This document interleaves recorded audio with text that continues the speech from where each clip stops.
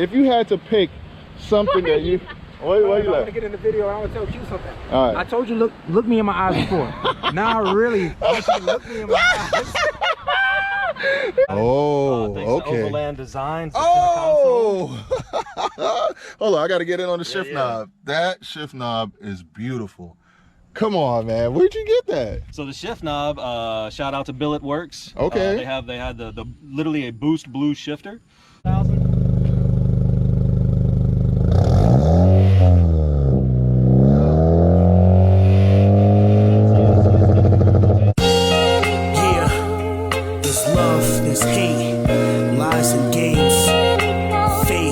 Alright guys, so today's video is going to be a video about the process of what actually got me to buying the Civic Type R, because I know, like, I've had my Camaro SS1LE for about roughly 3 years, loved that car, and a lot of you are still shocked, like, man, what made you, you know, come out of such an amazing vehicle and jump into a Honda? And I'll explain, right? A lot of it had to do with 100 Gang Nate. Shout out to 100 Gang Nate and the whole MOC, Q to Chaotic, Blueprint 1LE, and obviously myself, Race Car Friends.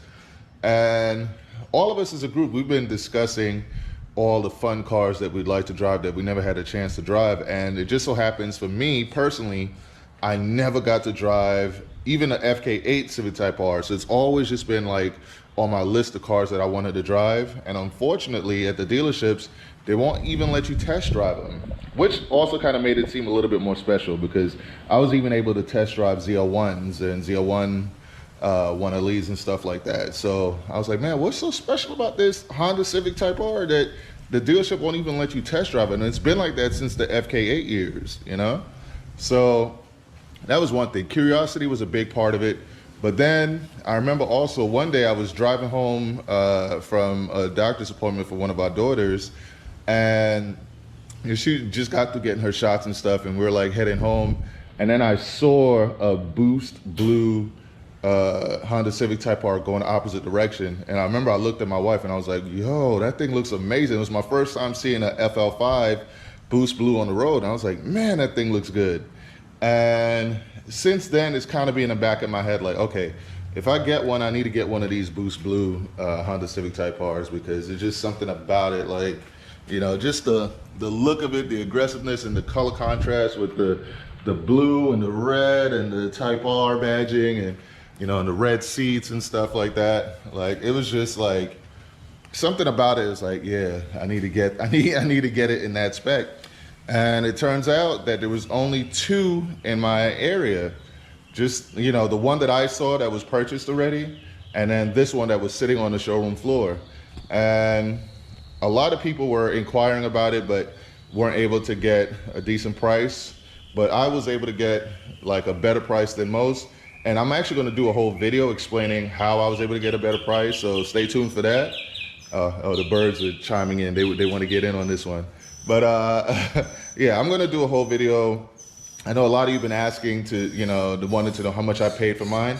So I'm gonna go into explaining exactly how much I paid for mine and why it was a good deal for me. But yeah, so let's get into this video, because here's something very interesting.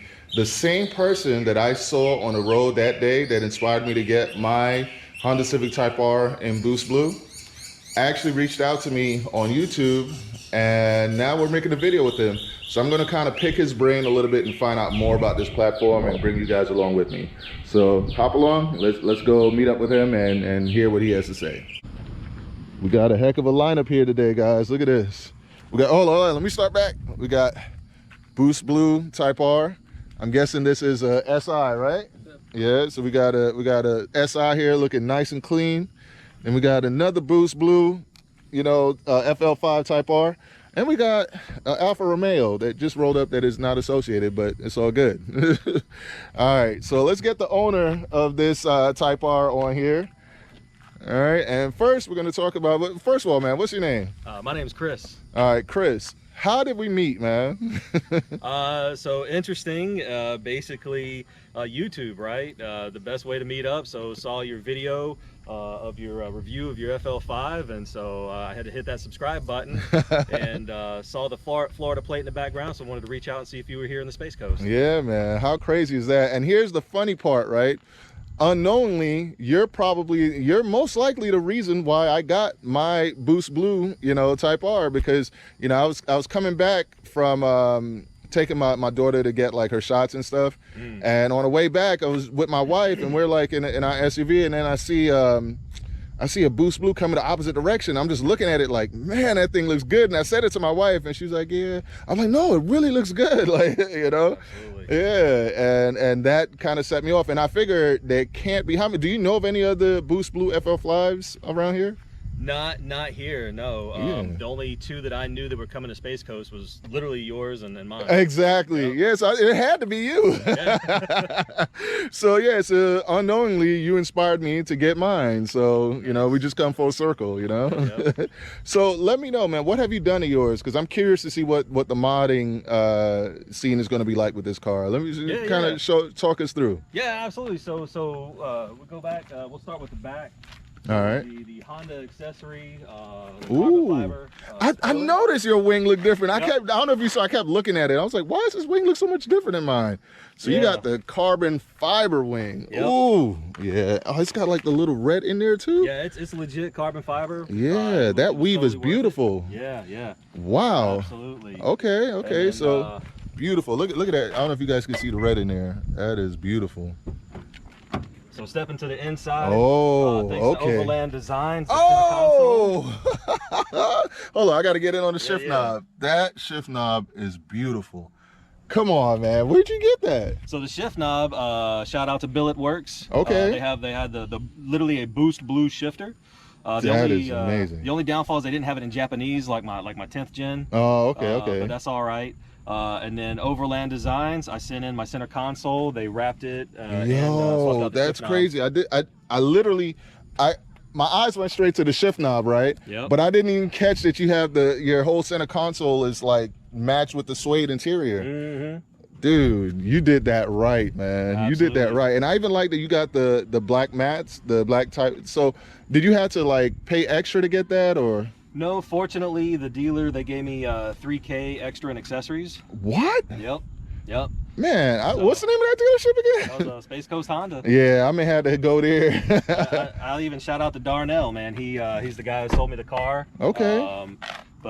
Yeah, so with the 3K in accessories, I got the spoiler, I got Nice. the mats, Right. I got the protective covers on the hatch back there. Oh, okay. It's nothing special, but and then I had I swapped out the turn lights and the rear lights to LED. Yeah, lady, yeah. Yep. I could see it, the yellow poking through there. All right. Ooh, wow, man. So yeah, so Come on, man. man. Come on. Like, they treated you well, man. Oh, yeah. They treated you well. I mean, I wonder how much just this alone is, just that, because I would love to get that. Yeah, I think it was. I mean, everything's marked up, right? Right. So I think it was like 160 or something like that. It's still not bad for No. for the protection it gives you, and it just looks really cool. Mm-hmm. And then let's go. So all right, so who's this that we have here? So this is my son Garrett. Okay, Garrett, nice to meet you, man. Yeah, see, I figured he had to be your son because, like, he's deep into the Honda gang. So, So he just got his license. oh Tuesday. man, what? Yep. So okay, so you must have had this previously, the SI. Yeah. So I bought that in December of 2020. Oh, okay. Yep. And I see the aftermarket exhaust on there. Yep. How's that thing sound? Oh, she sounds absolutely beautiful. So if you want to do a sound check. Yeah, we man, can. I got you, man. I see the blue tips on there. I want to hear what this thing sounds like. Yeah. Fire it up. Go ahead. Yeah. So as far as exhaust goes, it's MA Performance. Yeah, I didn't realize it was 4. Wow. Okay, so you got 4. That looks mean, by the way. Appreciate it. Thank you. Yeah. I love even the Japan flag on the back, the old school Japan. Yo, that sounds nice. Is this a 1.5? Yep, 1.5. So MA Performance, down pipe, front pipe. Yeah, where you going? Yeah, man, you gotta give it a rev. Yeah. Slow Man. rev up to 4,000.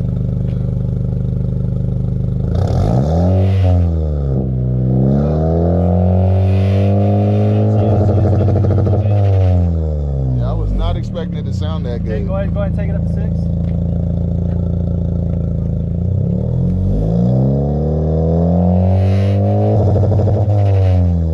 So let me ask you, I see something like on the dash. Is that the tuner? Yeah, that's the K tuner. So that's what K tuner looks like? Mm-hmm. Oh man, I gotta take a look. Hold on. All right. So he's got the K tuner. I think I'm gonna be going with that, right? So, oh, even your shifter is fired too. That is nice, man. Yo, you're a real Honda dude. Like, so you got the Honda hat and everything. Yeah. All right, Absolutely. so yeah, you can cut it off. But all right, so I gotta ask you something, right? Sure. Why did you choose K tuner over Honda? So with Honda, you've got to, you got to take in your ECU. Right. I think towards the end they got it to where you didn't have to send in the ECU for the 10th gens. Right. But yeah, you had to send it in. Oh, hold on. We're gonna pause right here. And so we narrowly avoided a spam call, but we're back. So yeah, so you were telling me like your reasoning for taking the K tuner versus Honda. Break it down for me. Right. So Honda, right, initially, at least with the 10th gens, you had to take in your ECU. They would jailbreak it, right, and then you can install the Honda. Whereas with the K tuner, man, you can just order it directly from the company. You can get the tune directly from the company, right? And then you can hook it up. It'll recode the ECU for you. And then wow. beauty of it is, if you're worried about warranty or anything like that, when you take it in with the K tuner, right? You could take it off. Yeah, you put the original tune back in. Yeah, ECU, that sounds right up my alley. it, yeah, and then take it in, right? Yeah, okay, they know none the wiser. So all right, so the other thing too that you were saying, you can get the K tuner and you can get a tune from where?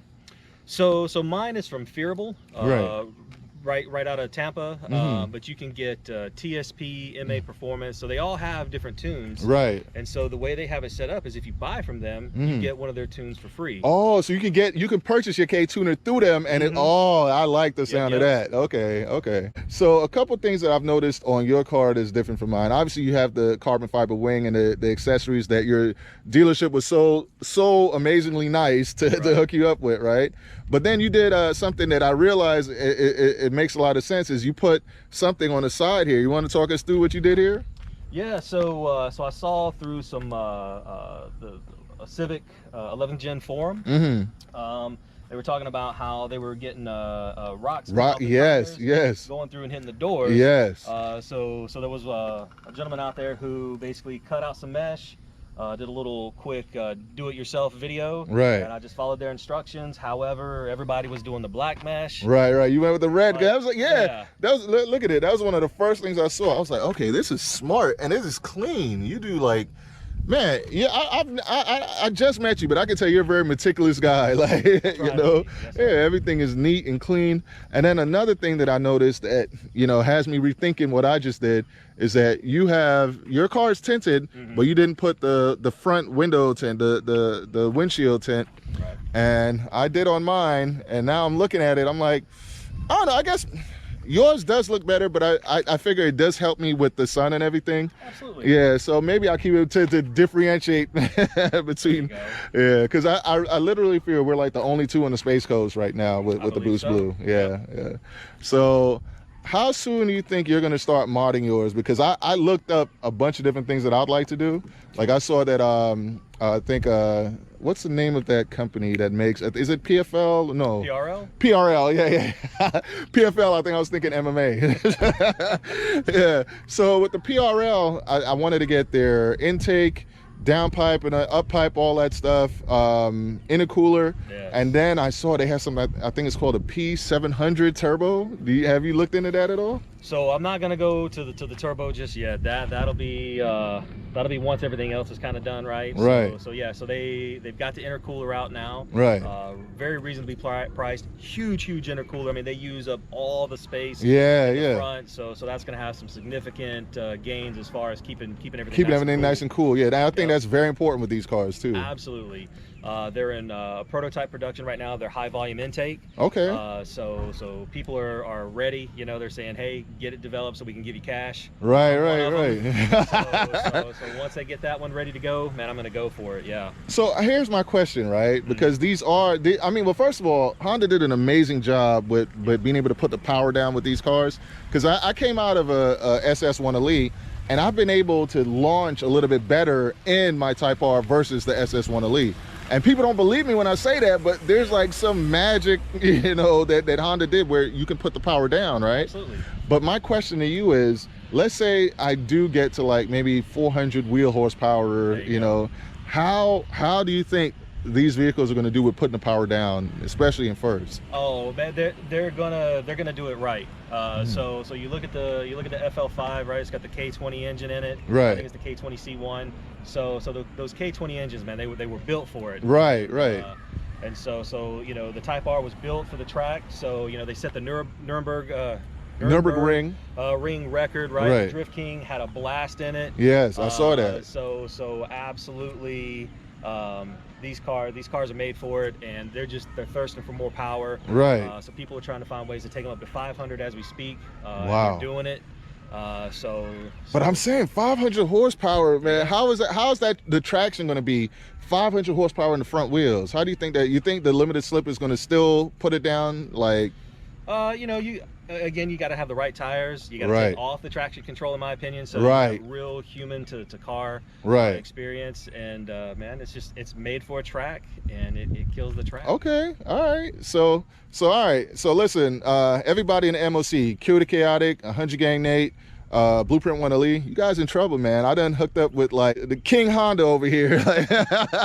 You know, he's gonna help me get right with my Type R. So anything else that you want to add, man? Because like I'm glad that I had the opportunity to meet you. But anything else you want to say for anybody that's looking to get one of these?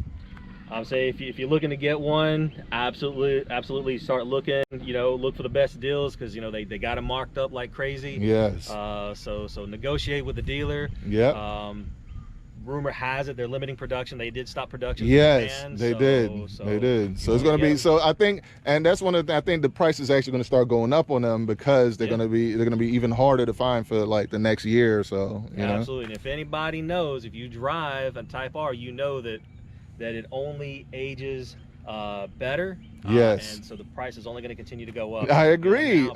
That's one thing. Yeah, I'm glad you said that, because I've noticed a significant difference when I first got it to when I got past 500 miles. When I got 5, I'm like, yo, this feels like a different car. It feels more powerful. It feels more dialed in. Like, you know it. Yeah. So yeah, if you guys have the ability to get one of these now, negotiate and get one. I'm gonna do my how much I paid for mine. I'm gonna do that video soon, and you guys will see like what I was able to get mine at, and I'll probably mention yours as well. You know, we'll mention what Chris got his for. But yeah, man, it was great meeting you, man. I enjoyed all the information that you shared on and off camera. And with that, race car friends out. Did we brought out to the shoot today? I definitely did. All right, that's what's up. So, if you had to pick something that you, what you like? Get in the video, I was telling you something. All right. I told you look me in my eyes before. Now really. That man said, "Look me in my eyes." He's like, you don't get that, do you? All right. Well, I'll explain that to you at a later date.